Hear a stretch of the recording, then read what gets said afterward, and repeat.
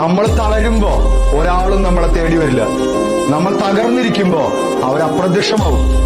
നമ്മൾ തിരിച്ചു വരാൻ ഒരുങ്ങുമ്പോ അവര് നമ്മളെ പരിഹസിക്കും. എന്നിട്ട് നമ്മൾ വിജയിക്കുമ്പോ അവർ നമ്മളെ വെറുക്കും. പക്ഷെ വീണ്ടും വീണ്ടും വിജയിച്ചു കൊണ്ടേയിരിക്കുമ്പോ അവര് നമ്മളെ പിന്തുടരും.